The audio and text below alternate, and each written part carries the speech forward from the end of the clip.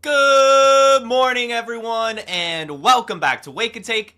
It's your boy Jason, and we've got some football to talk about today. Today, I am taking a look at the free agency. Got 15 players that are going to impact your fantasy teams, our dynasty teams, whatever you want to call it, that we need to be keeping an eye on over the next few weeks. So, without further ado, go ahead and take out your coffee, sit back, relax, and enjoy the show.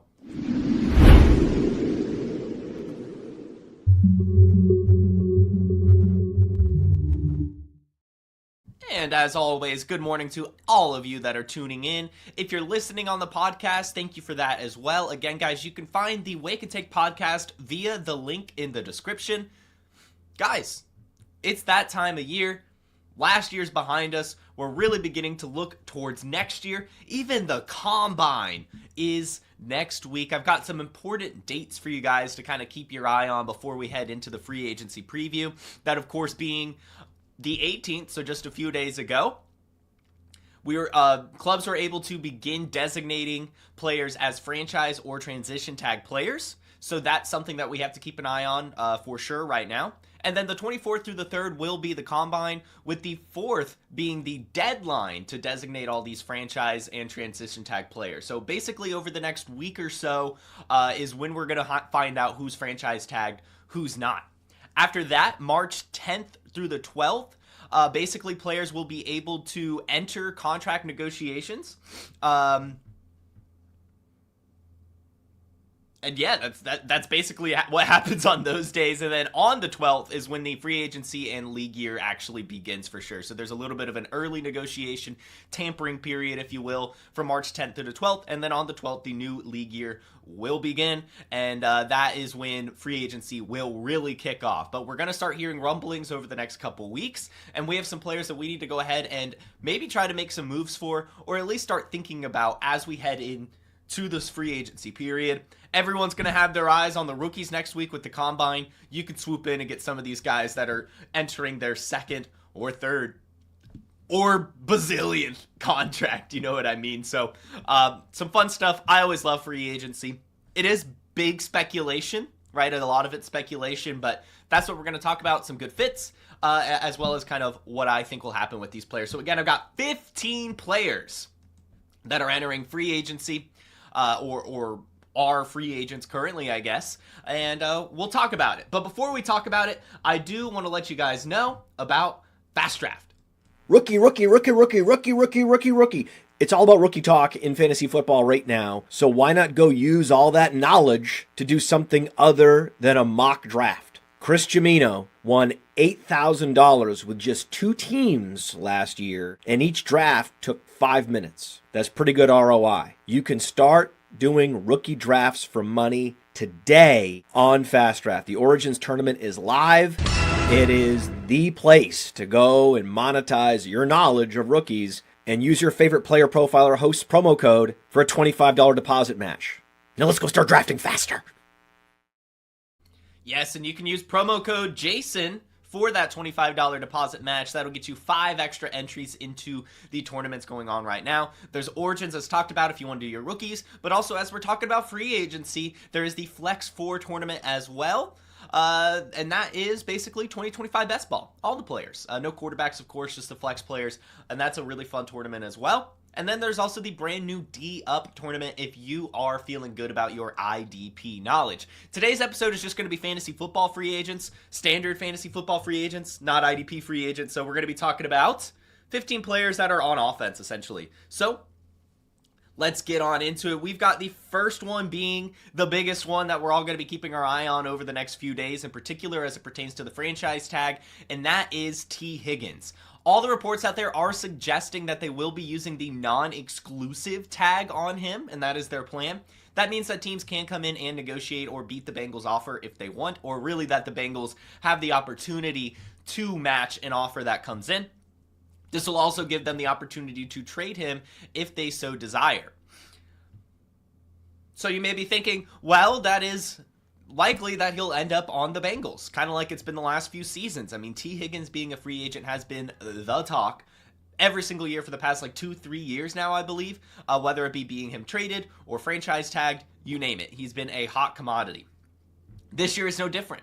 This year it is no different. It looks like the Bengals will, of course, retain the ability to keep him, but also other teams could swoop in and make some offers for him. And this does kind of seem like the year where T. Higgins isn't a Cincinnati Bengal anymore. BetUS official on Twitter has released some next team odds. The Broncos being the favorite at plus 400, the Commanders at plus 500, and the Chargers and Steelers tied at plus 600 with the next best odds. All of those make a lot of sense. The Broncos need a wide receiver one kind of better than Courtland Sutton. The Commanders have, I think, the most cap space in the entire NFL, and they could use someone opposite McLaurin for sure. The Steelers consistently need that wide receiver too, although maybe they should just bet on Roman Wilson. And then the Chargers at plus 600 makes a lot of sense as well. Him and Ladd McConkey would be a great kind of combo, if you will. So I like those landing spots. I think the Commanders, I know that's not the odd that's the favorite. I think that's the most likely given how much money they have. And T. Higgins last year was pretty phenomenal. He only played in 12 games, but scored 10 touchdowns in those games, and was actually 5th amongst wide receivers in points per game. And that's just good news. That's good news. He's also not too old yet. This is a good time for him to be a free agent, and I am excited to see where he goes. I would say it is worth trying to get T. Higgins in Dynasty right now. His value is a bit deflated because of the injury history, because of the question marks around his future. I do think if he ends up on a team like the Commanders, like I think he will, then that would be really massive for his fantasy value. People would love him attached to Jaden Daniels, especially if that contract ends up being pretty nice, which it probably would be. We know that the Patriots were already rumored as well to be offering him around $30 million. That's another team that is in the T. Higgins sweepstakes. So really that's 5. Broncos, Commanders, Steelers, Chargers, Patriots, and then we could throw the Bengals in there. Although I am kind of in the camp this year that he's just not going to be a Bengal anymore. They have too much to worry about financially with Jamar Chase. And I think that they're going to have to kind of move on from him. So T. Higgins, looking for his next team more than likely. Keep your eye on, see if they use that non-exclusive tag on him, and then see if there are any kind of ramifications among that. I do think the Commanders are a massive, possibility if he is to end up somewhere else, and I think that would be a fantastic fit. Number 2 on this list, and this really isn't in any particular order. I just went team by team to see who was kind of a free agent, and I just knew T. Higgins off the top of my head. So really, it's actually kind of alphabetical order, if anything. But anyway, Diontae Johnson. Diontae Johnson, we know, last year kind of had some issues. He was on the Panthers, and then I don't even remember the order. He was on the Ravens, and then the Texans, and then the Ravens again, and the Texans again, and the Ravens again. Something like that. Like really crazy kind of traveling for Diontae Johnson last year. And a lot of that was because he sat out in a game with the Ravens against the Eagles and was released after that game. Kind of had some stuff going on off the field, really, or on the field technically as well. It's kind of hard to describe. But basically, his head wasn't in the game. And that's going to make his free agency chances more difficult. But of course, we've seen some success from him over his career. He has 1,000-yard season in 2 years with over 850 receiving yards. He has 3 seasons with over 140 targets as well. So he's able to handle the volume. And I do think, of course, with the wide receiver market being the way it is, some team is going to want to take a chance on him. Those teams that are kind of rumored to be interested in him right now are the Patriots, the Raiders, and the Cardinals, all of which do make some amount of sense. The Raiders, of course, need a wide receiver. The Patriots need a wide receiver. And the Cardinals could use a wide receiver as well to kind of go above Michael Wilson or something like that. So I like those teams. I think the Patriots out of those makes a little bit more sense because they could get him for a little bit cheaper. I know that's not their main goal right now. I know they kind of have the money given Drake May is on a contract, or a rookie contract. But Diontae Johnson is, going to be bang for your buck, and that is a very classic Patriots move. However, he is technically still on the Ravens in some way. He is kind of an unrestricted free agent, but I was reading that if he does sign somewhere else, the Ravens will receive a 2026 draft pick. And that's kind of a 4D chess move because he was on the Texans. The Texans lost their playoff game. And, the Ravens lost at the same time. Anyway, the Texans released him, then the Ravens signed him, And technically, he didn't join the roster until after the Super Bowl as a result of that. And so he's technically on the team, but also a free agent. I don't really understand how that works. But basically, the Ravens have done a little bit of a 4D chess move to where if he does sign somewhere else, they will get a draft pick. I'm sure that's their plan. I don't think they want Diontae Johnson anymore. I think they just knew that they could get this compensatory pick and take a shot on someone. But Amari Cooper tied to the Patriots, Raiders, and Cardinals right now. I'm sure that there's plenty other teams kind of interested in him more quietly. But given the fact that he's kind of had the locker room issues, I don't think he'll really end up on a true contender. I think it'll be a desperate team that he goes to. If the Panthers gave up on him, I think that says a lot. I do think the Patriots, though, they've historically kind of been this like second chance team. And I know that this would be like eighth chance, but I think that that's one that makes a lot of sense. Bang for your buck move for the Patriots if they can get him. Another one, number 3, is Amari Cooper.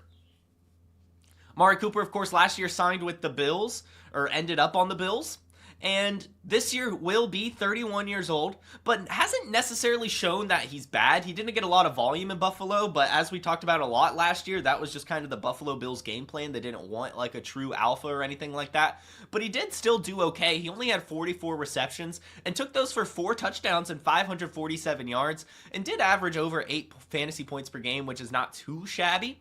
And he is expected, according to Spotrac, to make around $14 million a year in whatever contract he makes. So that is on the lower end of the wide receiver market, but also not too bad. As we'll go back to earlier this week, James Cook, a really good running back, is only looking for about $15 million a year. So again, just saying what wide receivers can get. Amari Cooper, at his older age, is either going to end up on a contender or someone that could use a bridge wide receiver. I know it's kind of crazy saying something like that, but some of the teams he's tied to are the Patriots and Panthers, where he would fit that mold. The Patriots, again, I think would be looking for this bang for their buck, maybe more veteran presence, just someone to kind of fill the hole on offense. The Panthers are always in wide receiver market as well, so that makes some sense as well. Kind of opposite Xavier Legette. And lastly, the Lions are actually tied to Amari Cooper as well. They could use a wide receiver 3, and given his age, he may take a little bit of a discount to go to the Lions, given that they're a contending team. Him, Amon-Ra, and Jameson Williams would be a pretty fun little combination, so that's one that I'd be keeping my eye on as well. That wouldn't be great for fantasy, but does make a lot of NFL sense. So look for Amari Cooper to kind of test the waters on competing teams first, and then potentially settle for like a Patriots or a Panthers if they maybe offer more money and are more interested in him. It really depends what Amari Cooper wants, but expect him to make around $14 million a year, which is not too bad. Another aging wide receiver is Keenan Allen. Keenan Allen is 33 years old. And will be entering free agency. He had 1 year left on his 4-year contract, and that expired in Chicago this season. Keenan Allen has already come out and said that he only wants to play for the Bears, the Chargers, or the Rams. He's used to those cities. He doesn't really want to go anywhere else. And I think that makes sense. I mean, at 33 years old, you're not going to really be asked to be a major part of any game plan. You're not really going to be expected to make a lot of money. And with the career he's had, he probably just wants to get a few extra dollars and ride out into the sunset. Staying in Chicago makes a lot of sense to me. I think that is probably what the Bears want, and also what Keenan Allen wants. We do know that Bear came out and said that I spoke to Keenan near last year's end, and he's open to the prospect of return to the Bears. That was before Ben Johnson got hired, and I would expect his addition only to strengthen Allen's resolve. So I really do think he'll end back up on the Chicago Bears, maybe on a slightly team-friendly deal, but given the fact that they're not like crazy competitive, or at least expected to be crazy competitive, like at least a Super Bowl team, I could see this being a regular old contract for Mr. Keenan Allen at his old age, and he'd expected to be the wide receiver 3 this year. Last year, he was kind of like a wide receiver 2. This year, I think that they would want him in a little bit more of a minimized role as they try to ramp up Rome Odunze. But either way, I think that's where this is likely going to head. Keenan Allen on the Bears won last year. If you could get him for a discount, I actually don't hate it. I know he has the injury history, but just because there's 3 wide receivers in Chicago doesn't mean that there's room to go around. We know that Ben Johnson can run a good offense, and we did have faith in Caleb Williams last year. I know he kind of lost that faith, but he's still pretty damn good. So Keenan Allen is someone to keep our eye on as well, and I think he'll probably end up back in Chicago. Another player that I think will probably end back up on the same team is Mike Gesicki. Mike Gesicki is scheduled to be a free agent as well. But I do think that he'll probably end back up in Cincinnati.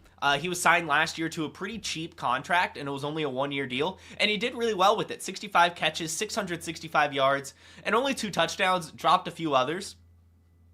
But he was pretty underrated for that team. He really did come up clutch in a few big moments and did step into a tight end role that's been utilized a lot in this offense. Joe Burrow has already come out and said that he wants him back, and so has some team ownership and the front office. So Mike Gesicki, with his athleticism, we already know he's above 85th percentile in all athletic scores, and only 29 years old. And 29 for a tight end is not too bad. Last year, he was pretty damn good.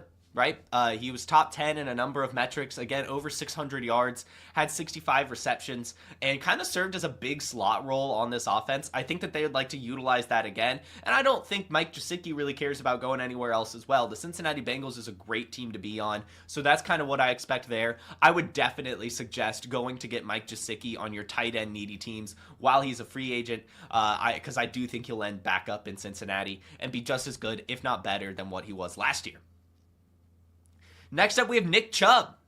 I know that this isn't that exciting of one given the injury history, and he's 29 years old, but we saw last year Derrick Henry, right? Still looking pretty damn good at his old age, and I know that Nick Chubb is coming off this injury, but that's an off season to get a little bit healthier. I could see this being like a wheels come off type season for him, a 1-year last hurrah thing for Nick Chubb. He wants to return to Cleveland. Do the Browns want him back? That's kind of the next question. I'm sure they do. It depends on how much money he wants. And I would assume that Nick Chubb is willing to take a discount to stay in Cleveland. We already know that the Browns are kind of shopping the whole team, right? Myles Garrett is even on the block right now, and they are over the cap already. So they do need to crunch some numbers to make this happen, but I do think that is probably what's going to happen. I think that this team is just not in a good place right now to really go out into the open market and bring in like a Najee Harris or a J.K. Dobbins. I think that they would be better suited rolling with Nick Chubb and Jerome Ford one more season. Last year, Nick Chubb did play in 8 games, had over 100 rush attempts, 332 yards, which wasn't very good, but did have 4 touchdowns, and a lot of that was just the Browns were terrible. I do think that he could, with a healthy offseason, kind of get back, not to full Nick Chubb form, but still be an above-average running back that can handle the load, and I think he'd be able to take a little bit of a discount to stay in Cleveland. It's, of course, where he was drafted. It's where he's been his whole career, and I think that that's where he'd like to stay. And he's not really tied to any other teams. He doesn't really have a market. The running back market is already terrible. His age, his injury history. That's why I think he'll end up back in Cleveland. I think that it really does align for both sides for that to happen.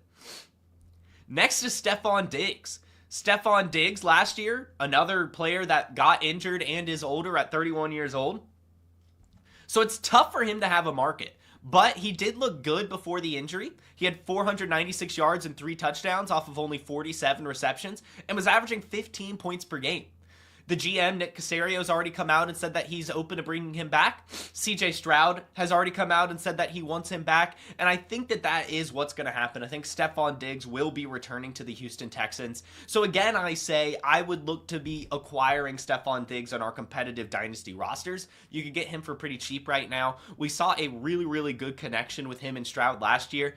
They will have it again this year. And with Tank Dell's injury history, I do think that Steffon Diggs is in line for a decent bit of volume again. So I would be looking to acquire him if I'm competing in Dynasty. I think that this could be a really, really cheap piece for you wide receiver needy teams. Next up is a quarterback, Mac Jones. And this will be interesting, right? We have a few quarterbacks to talk about in this episode, and a lot of them are on the younger end and could end up starting next year. I'm not sure if Mac Jones will end up starting, but he's only 27 years old, and there's a lot of teams right now that are desperate for quarterback, as it is every year. And with this being a year where the quarterback draft class isn't as exciting as some would hope, I wouldn't be surprised if we see Mac Jones at the very least brought in to compete with a quarterback, or maybe be a bridge for a very, very desperate team. With him only being 27 and with him ending the year fairly strong, right?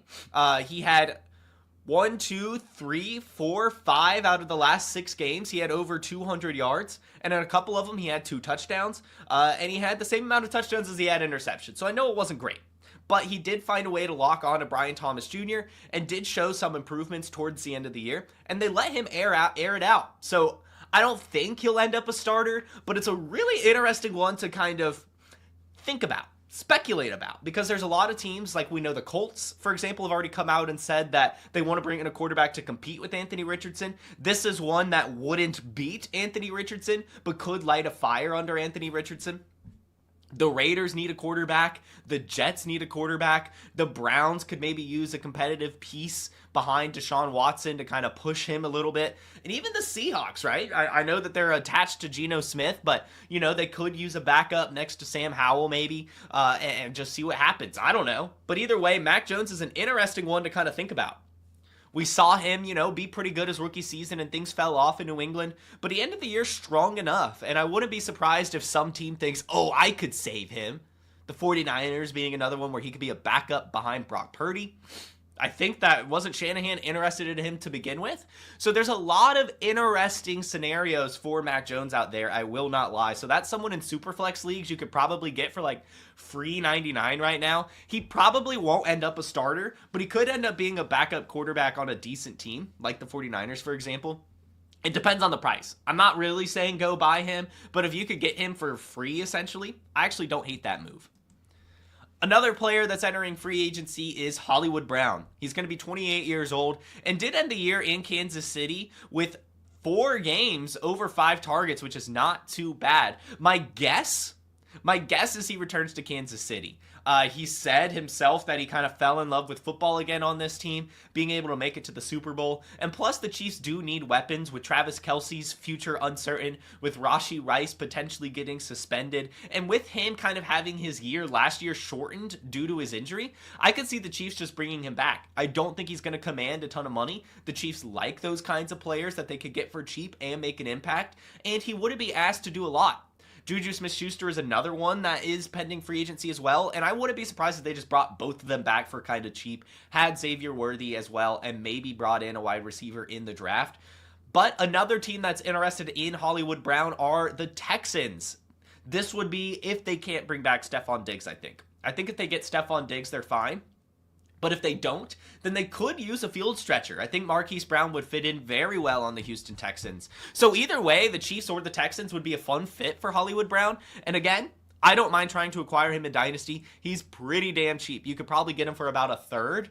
And I think that that's pretty good, especially if he does end up back in Kansas City and Rashee Rice gets suspended. That could be a decent bit of volume going his way on a Patrick Mahomes team. Next up is J.K. Dobbins.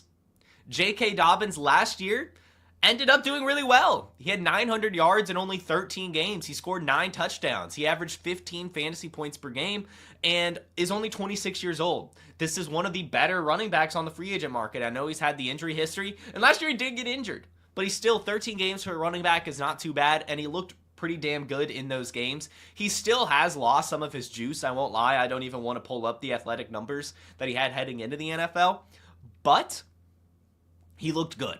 And J.K. Dobbins has always been kind of good. It's always been the injuries. So a lot of teams are going to be interested in him. A return to the Chargers is definitely possible, but he may have played himself into a little bit of a better contract than what the Chargers could give him. So there are 3 teams that also have reported interest in him: the Steelers, the Raiders, and the Browns. The Browns I don't think will actually happen. I think that they're just interested, but I just don't think they have the money. The Raiders is one that's pretty damn likely. They have the money. They need a running back. Things just didn't go well for them last year in that department. And the Steelers, they are expected to be moving on from Najee Harris. Najee Harris is a free agent, as we'll talk about in a minute as well. So they do need a running back. So that's an interesting one. I would put it at Chargers and Raiders being the most likely, with the Steelers then being next. But J.K. Dobbins looked pretty damn good last year, only 26 years old, has a good athletic profile if he can get back to form. So I do think a lot of teams will be interested with him, especially with running backs kind of popping back onto the scene this year. Next up, we have Sam Darnold, the Gek Bus. This is one that a lot of people are interested about. Unfortunately for Sam Darnold, he played himself into a really, really good contract before totally collapsing at the end of the year. At the end of the year, he ended with 2 games that were just horrible. 1 touchdown, 1 interception over the last 2 games, only 400 total yards, and it was just not good. In fact, he had about a 50% completion percentage over those games and just totally collapsed under pressure. But heading into those 2 games and really over the course of the whole season, he had over 4,000 passing yards. He had 35 passing touchdowns. He was 9th in points per game amongst quarterbacks, averaging 18 fantasy points per game. Actually, 19 fantasy points per game if we want to round it up. He looked amazing. A lot of that, though, in my opinion, and a lot of people's opinion, especially given he collapsed towards the end of the year, wasn't Sam Darnold becoming the new Baker Mayfield. It was Sam Darnold being in a Kevin O'Connell offense. Kevin O'Connell is a whiz when it comes to the quarterback position. Again, that's why I keep pounding on the table to try to get J.J. McCarthy on our Superflex teams.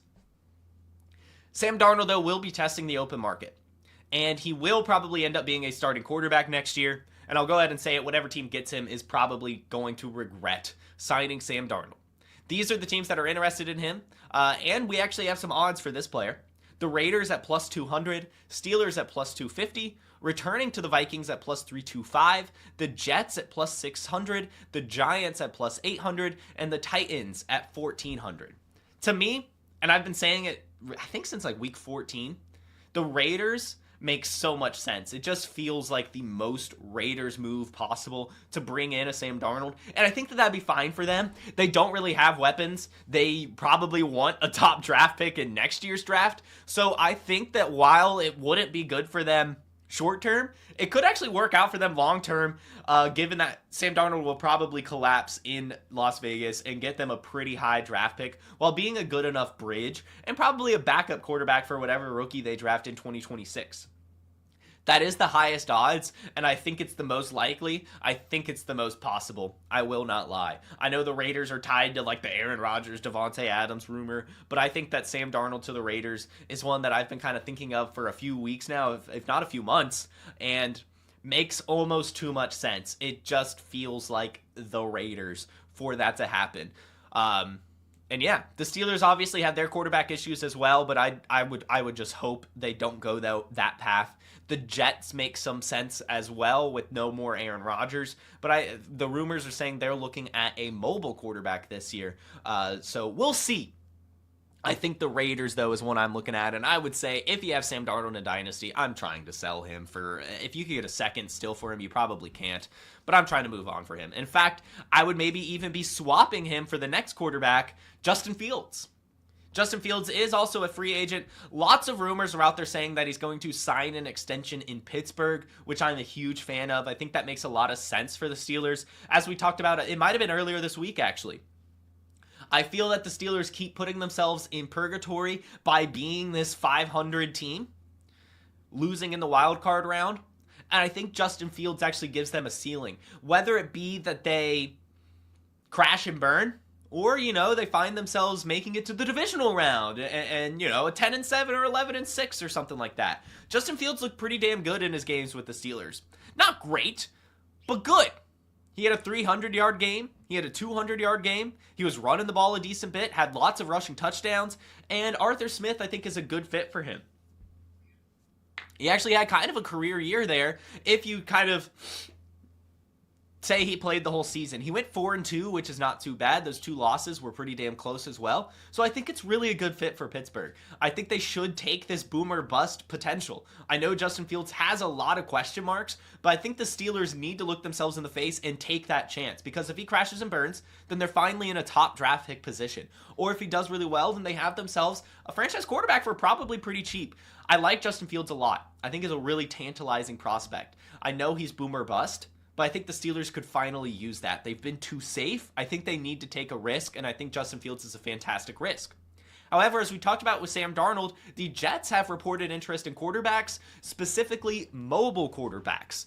And so that is a team that if he doesn't sign this extension with the Steelers, I could see him going to be a starter in New York. So this is, again, I would be trying to acquire Justin Fields in Superflex. I know you guys are annoyed with me not giving up on Justin Fields, but I think he's too fun of a prospect, too lightning in a bottle to give up on. Quarterbacks, especially quarterbacks taken in the top 10 of the NFL draft, get multiple chances. Look at Sam Darnold last year, for example. So I'm not giving up on Justin Fields. I don't think you should either. I would suggest trying to get him in Dynasty. If he ends up the starter in Pittsburgh, that's awesome for fantasy. If he ends up the starter on the Jets, that's awesome for fantasy. I would be looking to get him. I think he took some strides last year, and I think that he will have another chance.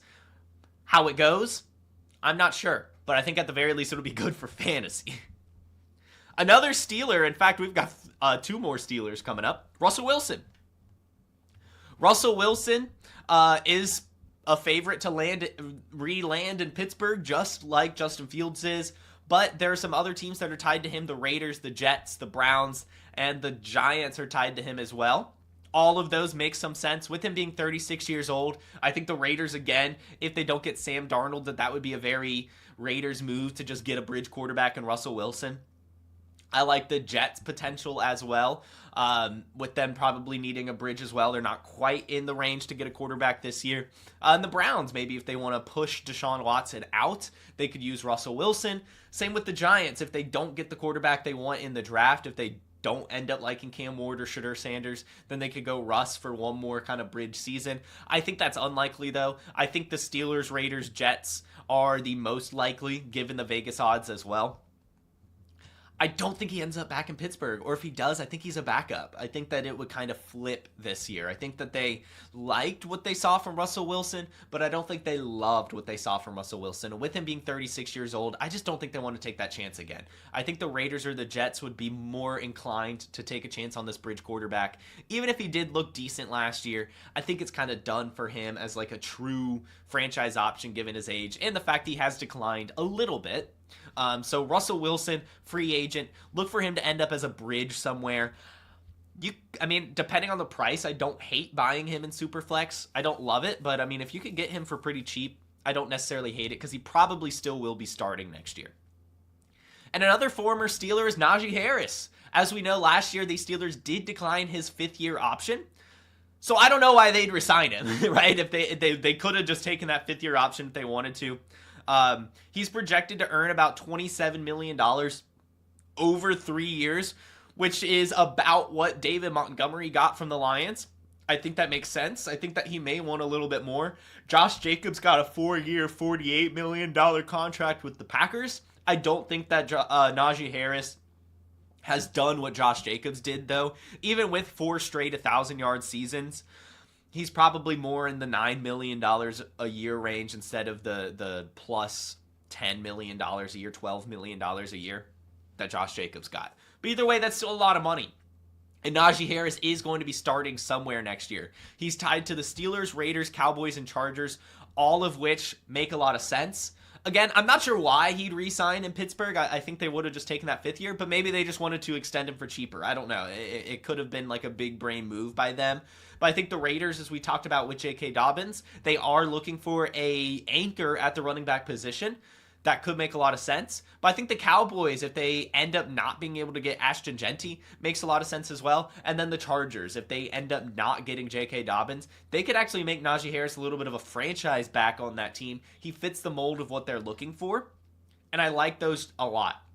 So again, I'll say, depending on the price for Najee Harris, I don't necessarily hate trying to acquire him. This is a running back that I like. He has not missed a game all 4 years. He's had over 1,000 yards in all 4 years. He's averaged double-digit fantasy points per game all 4 years. And I know it hasn't been like melt your brain exciting, but he's been pretty damn consistent and good. And if he ends up on a team like the Chargers where he could get a ton of volume on a run-heavy offense, that could be exciting. So I wouldn't mind taking a chance on him. This is a player that the fantasy community is always pretty low on, so he's probably a lot cheaper than he should be. So I wouldn't mind shopping around for some Najee Harris. And finally, the 15th free agent I want to talk about today is Chris Godwin.